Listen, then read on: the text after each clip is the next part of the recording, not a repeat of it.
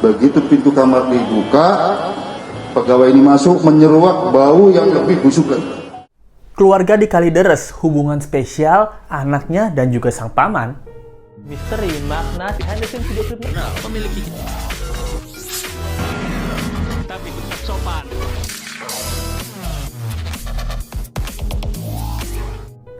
Hai, apa kabar? Kembali lagi di Let's Go. Apa kabar kalian semua? Semoga kalian baik-baik aja. Let's Go masih update tentang keluarga di Kalideres. Nah, ternyata kita menemui beberapa petunjuk tentang keluarga ini nih. Kemarin, kalau kalian yang pengen tahu tentang kengerian sang anak yang udah nyisirin tanda kutip ya, jenazah sang ibu yang udah menjadi mumi, itu kalian bisa nonton di video Let's Go yang sebelumnya yang ini. Nah, jadi yang Let's Go mau bahas nih kali ini apa nih? Nah, oke, kita mulai aja ya. Jadi keluarga di Kalideres ini kan satu keluarga ini meninggal dunia ya dalam keadaan tubuh mengering. Yang katanya nih, menurut kepolisian, mereka tuh sengaja meninggal dunia, sengaja nggak makan, sengaja nggak minum, alias fasting to death atau berpuasa sampai meninggal dunia. Awalnya kita berpikir seperti itu, namun lama-kelamaan sangat janggal. Kenapa? Karena dari saksi-saksi yang ada, ini tuh selalu berkaitan dengan harta. Kayak gitu ya. Harta gitu. Nah, yang menariknya adalah bahwa keluarga ini ada 4 orang. Seperti yang kalian udah tahu. Yang pertama adalah Ibu Margaret, ibu dari pemilik rumah ini, atas nama rumah ini. Yang kedua adalah Rudianto Gunawan. Yang ketiga adalah Dian, sang anak. Yang keempat adalah Budianto. Nah, kecurigaannya adalah si Margaret ini, sang ibu dan juga Rudianto ini meninggal lebih dahulu. Namun yang meninggal terakhir adalah kalau nggak Dian, itu Budianto. Nah, kecurigaannya adalah bahwa sang Budianto ini, sang paman, itu sempat menjual barang-barang yang bukan miliknya. Yang kita ketahui kan bahwa rumah ini tuh atas nama rumah si Margaret ya. Berarti sang paman ini apa? Numpang dong di rumah ini. Tapi dia sempat menjual-jual barang-barang di rumah ini. Nah, ini kan curiga ya. Barang-barang yang dijual sama Budianto ini, yang pertama tuh mobil. Pernah mobil Brio dijual tuh harganya 160 juta rupiah. Nah, selain mobil Brio, dijual apa? Kulkas dijual, AC dijual, sepeda motor juga dijual. Bahkan dispenser aja juga dijual sama sang paman Budianto ini. Jadi singkat aja, ketika mau ngejual rumah dari atas nama Margaret ini, itu kan Budianto bersama sang ponakan ya, Dian, itu manggil tukang koperasi untuk menggadaikan surat rumah ini gitu. Nah, pas saat koperasi datang, tukang koperasi datang, itu tuh ngelihat rumahnya tuh bau busuk banget. Udah bau busuk, pas masuk ke dalam, ternyata harus melihat pemilik dari rumah ini, atas nama rumah ini, yang namanya itu adalah Ibu Margaret. Nah, pas bersama anaknya si Dian itu menuju kamar si Ibu Margaret, di fotolah flashnya dan ternyata terlihat ibunya sudah mengering seperti mayat. Kaget dong pegawai koperasinya. Dan singkat cerita, pegawai koperasi ini, tanda kutip ya, mungkin seperti diancam untuk tidak menceritakan hal ini ke mana-mana. Oke, itu singkat ceritanya ya. Dan teorinya adalah keluarga ini memang ikut pengabdi setan. Bukan pengabdi setan ya, bukan ikut sekte-sekte tertentu. Ini tuh bisa diperdebatkan. Kenapa? Karena yang dari omongan kepolisian itu selalu tentang uang, duit.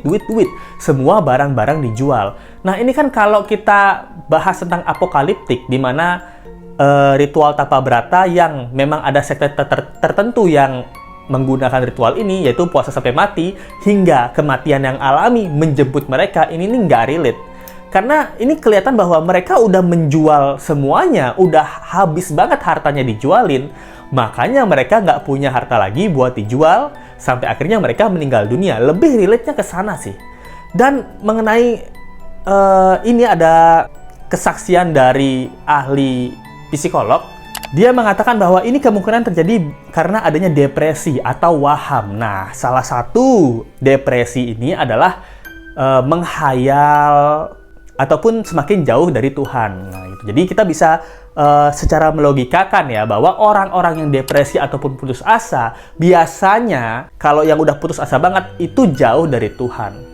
Dan jauh dari Tuhan, dan dia akan tanda kutip ya, ada waham atau berimajinasi dia akan mendapatkan sesuatu dengan, atau tanda kutip dia bisa berjanji dengan iblis gitu loh, atau jin gitu. Kenapa seperti itu? Kalau mereka ini berputus asa tapi dekat dengan Allah atau Tuhan, mereka akan berusaha mencari uang, bekerja, lalu berdoa gitu. Seperti orang-orang normal kita pada umumnya lah. Namun yang dipikirkannya bahwa mereka udah putus asa. Keputusasaannya ini karena apa? Nah, kalau mereka memang ingin lepas dari ikatan duniawi, nggak mungkin mereka jual-jual barang-barang. Ini nih kecurigaannya. Nah, ada juga teori yang mengatakan bahwa sang anak dan sang paman punya hubungan spesial. Nah, ini salah satu teorinya ya. Bahwa sang anak dan sang paman punya hubungan spesial. Kenapa? Karena dua orang ini yang masih hidup sampai di akhir. Nah, itu teori yang pertama. Bahwa mereka ingin menguasai harta dari keluarga atau rumah ini. Itu teori yang pertama ya. Namun, teori yang kedua adalah sang paman, si Budianto ini mempunyai hutang yang begitu besar. Mungkin nggak cuma pamannya atau keluarga ini terlilit hutang yang begitu besar. Nah, ada saksi tukang jamu, itu pernah langganan mereka ya, itu pernah ditanya oleh Budianto ini, apakah punya uang nggak 50 juta, saya mau pinjem dong. Nah, seorang Budianto meminjam uang 50 juta sama tukang jamu itu sedikit nggak make sense ya. Itu berarti apa? Itu berarti dia putus asa banget, sampai tukang jamu aja mau dimintain tolong buat pinjemin 50 juta gitu loh. Itu kan sangat-sangat nggak masuk akal ya. Tanpa meremehkan profesi tertentu ya, siapa tahu tukang jamu iseng aja, tapi punya miliaran kan nggak tahu ya. Tapi itu menurut Lesku aneh ya. Lalu kemungkinan teorinya bahwa memang sang orang tua ini sudah meninggal dunia terlebih dahulu karena suatu penyakit yang diderita.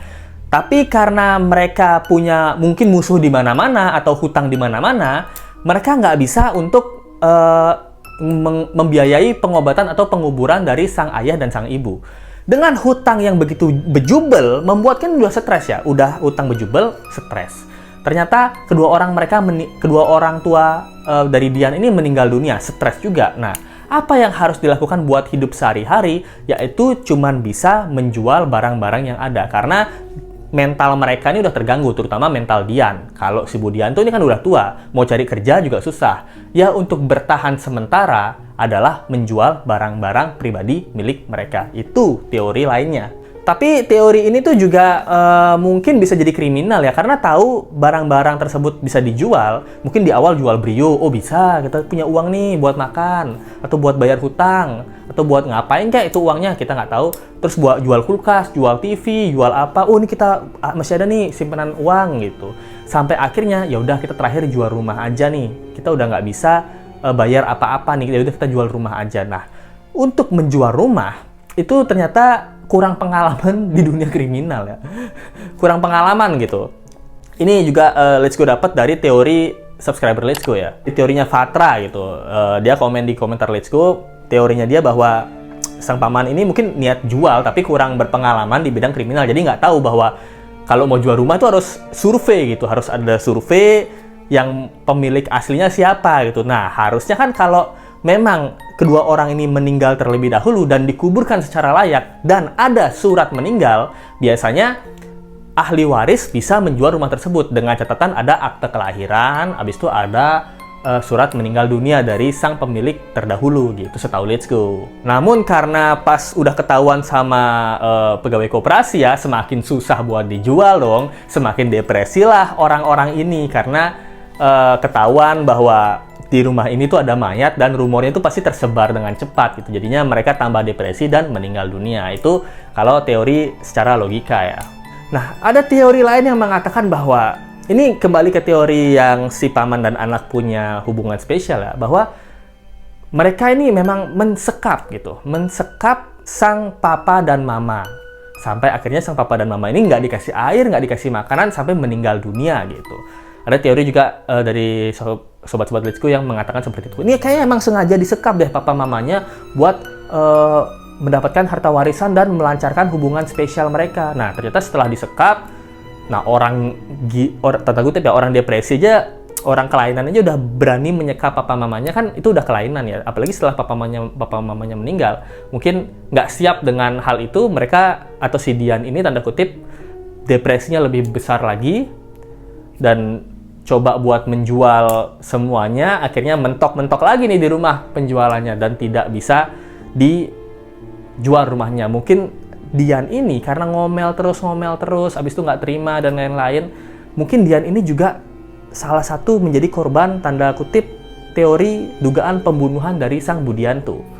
Ini bisa jadi ya, ini kemungkinan terjadi bahwa dugaannya Budianto setelah mereka berdua menghabisi papa dan mamanya secara tanda alami, tidak diberi makan, tidak diberi minum, si Budianto ini mungkin menggunakan racun untuk menghabisi nyawa Dian ini. Nah, sampai akhirnya nyawa Dian ini habis, si Budianto juga udah tua, tidak punya tenaga lagi untuk bekerja, sampai akhirnya Budianto ini membunuh dirinya sendiri, atau tanda kutip bunuh diri gitu. Namun sebelum bunuh diri, ya ini kan kita logikakan, kita sambungin, kita cocokologi dengan bedak bayi dan kapur barus. Niat banget berarti nih, dua orang ini, si Dian sama si Budianto nih, sang paman sama sang anak.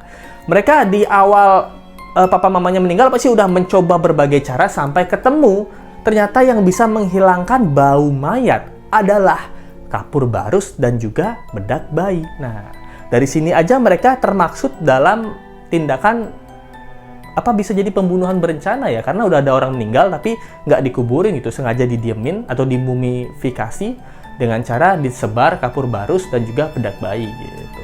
Mungkin Dian juga lebih dulu meninggal dunia, ditabur kapur barus dan juga bedak bayi, ataupun pada saat mau bunuh diri dari Budianto ini, dia juga mempersiapkan bedak bayi dan kapur barus di sekitarnya supaya at least ditemukan lebih lama lagi gitu.